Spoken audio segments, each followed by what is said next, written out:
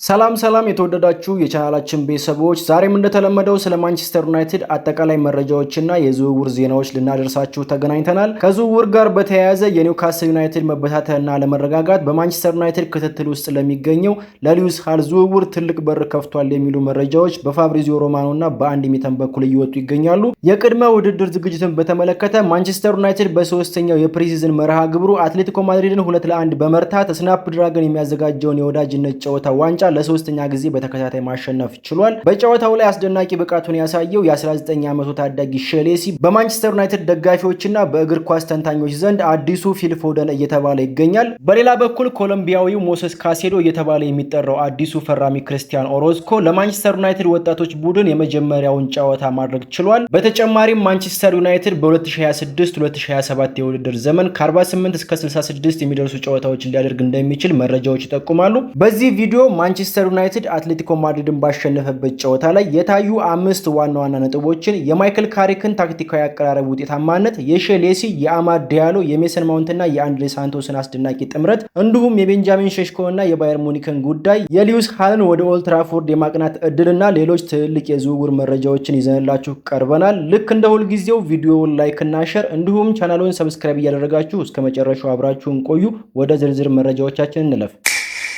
የመጀመሪያው ርዕሰ ጉዳያችን ማንቸስተር ዩናይትድ እና አትሌቲኮ ማድሪድን ያገናኘው የሰሜኑ ፍልሚያ ይሆናል። ማንቸስተር ዩናይትድ በቅድመ ውድድር ዝግጅት እስካሁን 3 ጨዋታዎችን አድርጎ በሁለቱ አሸንፎ በአንዱ የተሸነፈ ሲሆን የቡድኑ ብቃትና የአካል ብቃት ደረጃ በጥሩ ሁኔታ ላይ ይገኛል ማለት ይቻላል። በመጀመሪያው የቅድመ ውድድር ጨዋታ የ1-0 ሽንፈት ያስተናገደው ማንቸስተር ዩናይትድ በሁለተኛው ጨዋታ ሮዘንበርግን 5-0 ከረታ በኋላ በሶስተኛው ጨዋታ ወደ ስዊድን ስቶክሆልም አቅንቶ አትሌቲኮ ማድሪድን 2-1 ማሸነፍ ችሏል። ከዚህ በፊት በማንቸስተር ዩናይትድ እና በአትሌቲኮ ማድሪድ መካከል የተደረጉ የቅርብ ጊዜ ጨዋታዎችን ስንመለከት ሐምሌ 2022 በኦስሎ ኖርዌይ በተደረገው የወዳጅነት ጨዋታ 86ኛው ደቂቃ ላይ ጆዋ ፌሊክስ ባስቆጠራት ጎል አትሌቲኮ ማድሪድ 1-0 ማሸነፍ ችሎ ነበር። በተጨማሪም በ2022 የቻምፒዮንስ ሊግ ውድድር በኦልድ ትራፎርድ በተደረገው የራውንድ ኦፍ 16 የደርሶ መልስ ጨዋታ አትሌቲኮ ማድሪድ በድምር ውጤት 2-1 በማሸነፍ ማንቸስተር ዩናይትድን ከውድድር ውጪ ማድረጉ ይታወሳል። ዘንድሮ በስትሮበሪ አሬና በተገናኙበት የወዳጅነት ጨዋታ ማንቸስተር ዩናይትድ 1-0 ከመመራት ተነስቶ ከአስደናቂ ፐርፎርማንስ ጋር 2-0 አሸንፎ በስናፕ ድራገን ስፖንሰርነት የተዘጋጀውን ዋንጫ ተሸላሚ መሆን ችሏል።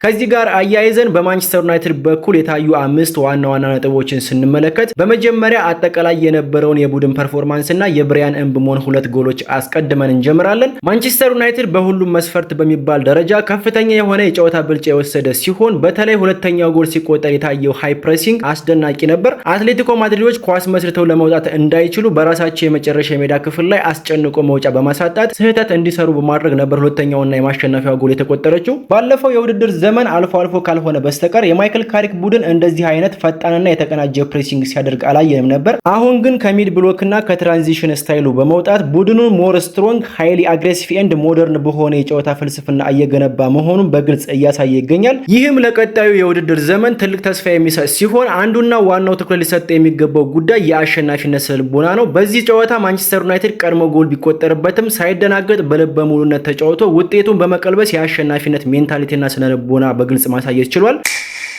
ሁለተኛው ጉዳይ የሼሌሲ አስደናቂ ብቃትና የማንቸስተር ዩናይትድ ደጋፊዎችን ደስታ የተመለከተ ነው። የአካዳሚ ተጫዋቾችን ከልክ በላይ ማሞገስ ባይገባም ሼሌሲ ልዩ ተሰጥኦ ነው ማለት ይቻላል። በ10 ቁጥር ቦታ ላይ የተሰለፈው የ19 ዓመቱ ሼሌሲ የማንቸስተር ዩናይትድ ዋነኛ የፈጠራ ምንጭ ሲሆን በጠባብ ቦታ ኳስ ተቀብሎ ተከላካዮችን ያለ ፍርሃት በቀላሉ የሚያልፍበት መንገድ የፊል ፎደንን የልጅነት ውበት ያስታውሰናል። በመጀመሪያው አጋማሽ አስደናቂ እንቅስቃሴ ያሳየው ሼሌሲ በሁለተኛው አጋማሽ ለተቆጠሩት 2 ጎሎች ቁልፍ ሚና በመጫወት ከዋናው ቡድን ጋር ለመቆየት ዝግጁ መሆኑን አስመስክሯል። ሌሲ በጨዋታው ላይ ባሳየው የላቀ ክህሎት የብዙዎችን ትኩረት የሳበ ሲሆን ደጋፊዎችን በማህበራዊ ሚዲያ ላይ በሼሌሲ ውስጥ አልፎ የሚታይ እውነተኛ የኳስ ጥበብና ብቃት ወይም ደግሞ ሬር ኳሊቲ ተመልክተናል በማለት አድናቆታቸውን እየገለጹ ይገኛሉ።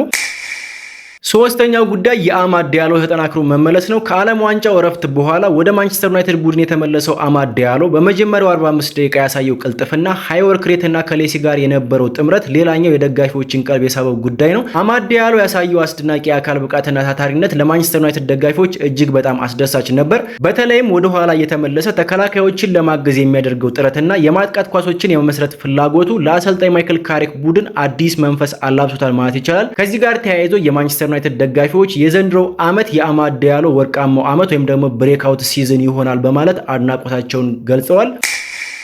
አራተኛው ጉዳይ የአንድሬ ሳንቶስ እና የሜሰን ማውንት አስደናቂ ጥምረት ነው። ከመጀመሪያው የቅድመ ውድድር ጨዋታ አንስቶ አዲሱ ፈራሚ አንድሬ ሳንቶስ በመሃል ሜዳው ላይ የሚያሳየው እንቅስቃሴ ከኳስ ጋር ያለው መረጋጋትና ከሜሰን ማውንት ጋር የፈጠረው ቅንጅት ለማይክል ካሪክ ቡድን ጥንካሬ ለግሶታል ማለት ይቻላል። አንድሬ ሳንቶስ ኳስ ተቀብሎ በፍጥነት ወደፊት በማቀበልና ጨዋታን የመረዳት አቅሙ ፍጹም አስደናቂ ነበር። ታታሪውና የማይደክመው ሜሰን ማውንትም ፍጹም የተዋጣለትን ፐርፎርማንስ ማሳየት ችሏል። ሜሰን ማውንት ጨዋታውን በመምራት የጨዋታውን ፍጥነት በመወሰን እድሎችን በመፍጠር እንዲሁም ቡድኑን ከጫና ነፃ ለማድረግ ጥረት ሲያደርግ ተስተውሏል። በጉዳት ምክንያት በተደጋጋሚ ከሜዳ የሚርቀው ሜሰን ማውንት ሙሉ 90 ደቂቃ ተጫውቶ በከፍተኛ የብቃትና የፊትነስ ደረጃ ማጠናቀቁ ተስፋ የሚሰጥ ነው ማለት ይቻላል። ምናልባት በሐሳብ ደረጃ አሰልጣኝ ማይክል ካሪክ ሜሰን ማውንትን ወደ ኋላ መልሶ በሴንትራል ሚድፊልደር ቦታ ላይ እንዲጫወት ማድረጉ የረጅም ርቀት ሩጫዎችን ስለሚቀንስለት ከጉዳት ይጠብቀዋል ተብሎ ይገመታል።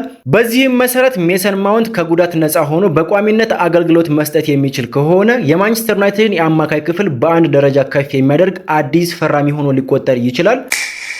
አምስተኛው ጉዳይ የጄጄ ጋብሪኤል እና የጂም ትዋይትስን የጨዋታ ዕድል ማግኘት የተመለከተ ነው። የ15 ዓመቱ ታዳጊ ጄጄ ጋብሪኤል በብሪያን ምቤሞ ተቀይሮ በመግባት በታሪክ ለማንቸስተር ዩናይትድ ዋናው ቡድን የተሰለፈ በእድሜ ትንሹ ተጫዋች መሆን ችሏል። ባለፈው ሳምንት ከሮዘንበርግ ጋር በነበረው ጨዋታ ወደ ሜዳ ሳይገባ መቅረቱ ደጋፊዎችን ቢያስከፋም በአትሌቲኮ ጨዋታ ላይ በ82ኛው ደቂቃ ተቀይሮ ሲገባ የነበረው ሪያክሽን ፍጹም የተለየ ነበር። ሌላኛው የመጫወት ዕድል ያገኘው ታዳጊ በቀጣይ ዓመት የማንቸስተር ዩናይትድ እና የማይክል ካሪክ ድብቅ መሳሪያ ይሆናል ተብሎ የሚጠበቀው ጂም ትዋይትስ ነው። የ18 ዓመቱ አማካይ ጂም ትዋይትስ በኳስ ቁጥጥሩ፣ በቅጣት ምቶቹና በጨዋታ እይታው የማይክል ካሪክና የደጋፊዎችን ትኩረት የሳበ ሲሆን ከዋናው ቡድን ጋር ለመቆየት ዝግጁ እንደሆነ በግልጽ አስመስክሯል። ለዚህም ማረጋገጫው አካላዊ ብቃቱና ጡንቻውን ለማሳደግ አዘውትሮ በልምምድና በጂም ቤት እያሳለፈ ይገኛል። ሌላው ማረጋገጫ ያዕቆብ ደቫኒ፣ ዳንጎሪና ቶቢ ኮሊየር በውሰት ሊሸኙ ሲዘጋጁ፣ ጂም ትዋይትስ ግን ከዋናው ቡድን ጋር ልምምድ በመስራትና ለቅድመ ውድድር ዝግጅት ጨዋታዎች አብሮ መጓዝ ችሏል። በተጨማሪም ልምድ ካላቸው ከማይክል ካሪክ ከብሩኖ ፈርናንዴዝ እና ከዩሪ ቴሌማንስ ጋር መስራቱ ትልቅ ጥንካሬ እንደሚሆነው ይጠበቃል። ከዚህ ጋር ተያይዞ አሰልጣኝ ማይክል ካሪክ ጄጄ ጋብሪኤል እና ጂም ትዋይትስ የመጀመሪያ ጨዋታቸውን በማድረጋቸው ዙሪያ ለቀረበለት ጥያቄ ምላሽ ሰጥቷል። ካሪክ ሲናገርም ታዳጊዎቹ የመጀመሪያ እድላቸውን አግኝተዋል፣ ለወጣቶቹ እድሎችን መስጠት በሚያስችል ቦታ ላይ መገኘቴ ለእኔ በጣም ትልቅ ነገር ነው በማለት ለታዳጊዎቹ እድል በመስጠቱ ደስተኛ መሆኑን ገልጿል። በአጠቃላይ ሌኒዮሮ በቀይ መስመር ተከላካይነት እያሳየ ያለው ፐርፎርማንስ፣ የኤደን ሄቨን በፍጥነት መለወጥ፣ የብሪያን ምቤሞ ክሊኒካል የሆነ አጨራረስ ማንቸስተር ዩናይትድ እንደ ቡድን በጥሩ መንገድ ላይ እንደሆነ የሚያሳዩ ምልክቶች ናቸው። የሊዩስ ሃልን ዝውውር በተመለከተ የኒውካስል አዲስ ውሳኔ ለማንቸስተር ዩናይትድ ትልቅ በር እየከፈተ መሆኑን መረጃዎች ይጠቁማሉ። የ31 ዓመቱ ሉክ ሾው በኮንትራቱ የመጨረሻ ዓመት ላይ መገኘቱና የጉዳት ታሪኩን ተከትሎ ማንቸስተር ዩናይትድ የ21 ዓመቱን የግራ መስመር ተከላካይ ሊዩስ ሆልን ከኒውካስል ለማስፈረም ሁኔታዎችን ማጥናትና ውይይት ማድረግ መጀመሩ ተሰምቷል። እንደሚታወቀው ኒውካስል አሰልጣኙ ኤዲ ሃውን ጨምሮ በርካታ ቁልፍ ተጫዋቾችን በብርሃን ፍጥነት እያጣ ይገኛል። አንቶኒ ጎርደን ወደ ባርሴሎና፣ ሳንድሮ ቶናሊ ወደ ቶተንሃም ቀደም ብለው ተዘዋውረዋል። አሁን ደግሞ የብሩኖ ጉማሬስ ዝውውር ወደ አርሰናል የሚቀር አይመስልም። ማንቸስተር ዩናይትድ እና አሰልጣኝ ማይክል ካሪክ የሊዩስ ሃል አድናቂ በመሆናቸው ተጫዋቹ ሊዩስ ሃልን በመስመጥ ላይ የሚገኘውን የኒውካስልን ጀልባ ትቶ ወደ ኦልድ ትራፎርድ ሊመጣ እንደሚችል መረጃዎች ይጠቁማሉ። ከሊዩስ ሃል ዝውውር ጋር በተያያዘ አንድ ሚተን እና ፋብሪዚዮ ሮማኖ ያጋሩትን መረጃ ስንመለከት ማንቸስተር ዩናይትድ ሊዩስ ሃልን በጥብቅ ይፈልገዋል። ተጫዋቹ ሊዩስ ሃልን ማንቸስተር ዩናይትድን መቀላቀል እንደሚፈልግ እርግጠኛ ነኝ። ነገር ግን ከኒውካስል ጋር ኮንትራት ስላለው ዝውውሩ በሱ ፍላጎት ብቻ የሚያልቅ አይደለም። ኒውካስል ለዝውውሩ ብዙ ገንዘብ ከመጠየቁም በላይ ተጫዋቹን ማቆየት ይፈልጋል ሲል አንድ ሚተን ቶክ ኦፍ ዘ ዴቪልስ ፖድካስት ላይ ተደምጧል። በተጨማሪም ፋብሪዚዮ ሮማኖ እንደዘገበው ማንቸስተር ዩናይትድ ሊዩስ ሃልን ለማስፈረም ስምምነት ላይ ደርሷል። ነገር ግን ኒውካስል ቁልፍ ተጫዋቾችን ማጣቱን ተከትሎ የሊዩስ ሃልን ዝውውር ይበልጥ ውስብስብ በማድረግ ከፍተኛ ገንዘብ ሊጠይቅ ይችላል ብሏል። በሌላ በኩል ከዩናይትድ ኢንፎከስ የወጣው መረጃ እንደሚያመለክተው ኒውካስል የፉልሃሙን ተከላካይ አንቶኒ ሮቢንሰንን ለማስፈረም እንቅስቃሴ ጀምሯል። በዚህም መሰረት ሮቢንሰን ወደ ኒውካስል የሚያመራ ከሆነ ሊዩስ ሃል ወደ ኦልድ ትራፎርድ የመምጣት እድሉ ሰፊ ይሆናል ማለት ነው።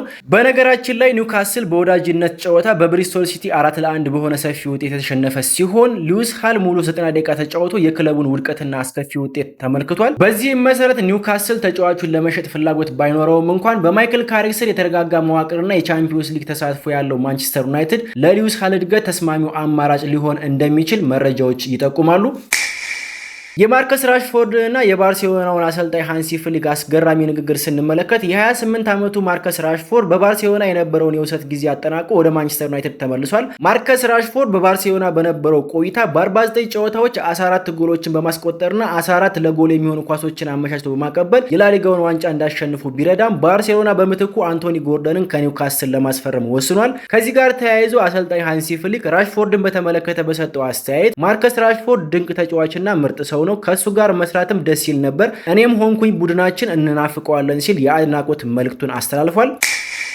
የቤንጃሚን ሼሽኮ እና የባየር ሙኒክን እቅድ ስንመለከት ስሎቬኒያዊው አጥቂ ቤንጃሚን ሼሽኮ በ85 ሚሊዮን ዩሮ ማንቸስተር ዩናይትድን ከተቀላቀለ በኋላ በመጀመሪያው የውድድር ዘመን ጥሩ እንቅስቃሴ ማሳየቱ ይታወሳል። ቤንጃሚን ሼሽኮ ወደ ማንቸስተር ዩናይትድ ከመዘዋወሩ በፊት ገና በአርቢ ሌቪዚንግ እያለ ባየር ሙኒክ የሚፈልገው ተጫዋች ሲሆን የረጅም ጊዜ ሃሪኬን ተተኪ ሊያደርገው ይፈልጋል የሚሉ መረጃዎች ከሰሞኑ እየወጡ ይገኛሉ። ባለፈው የዝውውር መስኮት ዋጋው ውድ በመሆኑ ምክንያት ሳያስፈርመው የቀረው ባየር ሙኒክ አሁን ላይ ሁኔታዎችን በቅርበት ቢከታተልም ቤንጃሚን ሼሽኮ ትራፎርድ ቆይተው ደስተኛ እንደሆነ ተገልጿል። በዚህም መሰረት የባየር ሙኒክና የቤንጃሚን ሼሽኮ ዜና ልክ ባለፈው ወር እንደሰማነው የአትሌቲኮ ማድሪድ እና የባርሴሎና ፍላጎት አይነት የሚዲያ ወሬ ብቻ ነው ማለት ይቻላል። አዲሱ ፈራሚ ክርስቲያን ኦሮስኮ ለማንቸስተር ዩናይትድ ወጣቶች ቡድን የመጀመሪያውን ጨዋታ ማድረጉ ተሰምቷል። ባለፈው ክረምት ከፎርታሌዛ ወደ ማንቸስተር ዩናይትድ የተዘዋወረው የ18 ዓመቱ አማካይ ክርስቲያን ኦሮስኮ ከአልትሪንቻም ጋር በነበረው ጨዋታ የማንቸስተር ዩናይትድን አንደር 21 ቡድን ወክሎ የመጀመሪያውን ጨዋታ አድርጓል። ከቼልሲው ሞሲስ ካሴዶ ጋር የሚነጻጸረው ኦሮስኮ በ6 ቁጥር ቦታ ላይ ተረጋግቶ በመጫወትና ኳስ በማከፋፈል ረገድ ለእንግሊዝ እግር ኳስ የሚመጥን አካላዊና ታክቲካዊ ዝግጅት እንዳለው ማሳየት ችሏል። በዚህም መሰረት በቅርቡ ወደ ዋናው ቡድን የማደግ እድሉ ሰፊ እንደሆነ እየተነገረ ይገኛል። ከማንቸስተር ዩናይትድ የሚለቁ ተጫዋቾችን በተመለከተ የስፔኑ ክለብ ሴልታ ቪጎ አልታይ ባይንደርን በውሰት ለመውሰድ ጥያቄ ያቀረበ ሲሆን በክለቦቹ መካከል ንግግር መጀመሩ ተሰምቷል። በተጨማሪም የፕሪሚየር ሊጉ አንጋፋ ክለብ ኤቨርተን ለወጣቱ አጥቂ ኢታን ዌትሊ የዝውውር ጥያቄ ማቅረቡም ተሰምቷል። በሌላ በኩል በቅድመ ውድድር ዝግጅት ላይ ጥሩ ፐርፎርማንስ ያሳየው ያዕቆብ ደቫኒ በቋሚነት የጨዋታ ጊዜ ማግኘት ስለሚፈልግ የሻምፒዮንሺፕና የአውሮፓ ታላላቅ ክለቦች ደቫኒን በውሰት ለመውሰድ ፍላጎት ማሳየታቸው ተሰምቷል። ማንቸስተር ዩናይትድ በ2026-2027 የውድድር ዘመን ከ48 እስከ 66 የሚደርሱ ጨዋታዎችን ሊያደርግ ይችላል። ማንቸስተር ዩናይትድ ባለፈው የውድድር ዘመን በአውሮፓ ውድድሮች አለመሳተፉና ከሀገር ውስጥ ውድድሮች ማለትም ከኤፍኤ ካፕ እና ከካራባኦ ካፕ በጊዜ በመሰናበቱ ምክንያት 40 ጨዋታዎችን ብቻ ማድረጉ ይታወሳል። ዘንድሮ ግን ወደ ሻምፒዮንስ ሊግ በመመለሱ የጨዋታ ብዛቱ ከ48 እስከ 66 ሊደርስ ይችላል።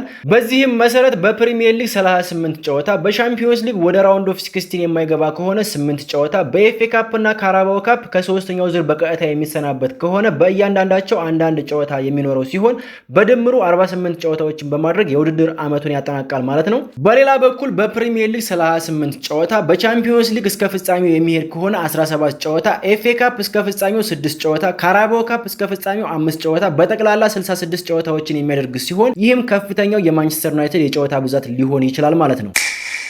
እንግዲህ ለዛሬ ያዘጋጀነው ፕሮግራማችን ይህንን ይመስላል። በእናንተ በኩል ማንቸስተር ዩናይትድን በተመለከተ በተለይም ስለ ሼልሲ፣ አንድሬ ሳንቶስ እና ሜሰን ማውንት ፐርፎርማንስ እንዲሁም በሊዩስ ሃል ዝውውር ላይ ያላችሁን አስተያየት በኮመንት መስጫው ላይ አጋሩን። ቪዲዮውን ላይክ እና ሼር እንዲሁም ቻናሉን ሰብስክራይብ ማድረጋችሁን እንዳትረሱ። እስከ መጨረሻው አብራችሁን ስለነበራችሁ ከልብ እናመሰግናለን። ቀጣይ በሌሎች መረጃዎች እስከምንገናኝ መልካም ጊዜ ይሁንላችሁ። ሰላም ሁኑ።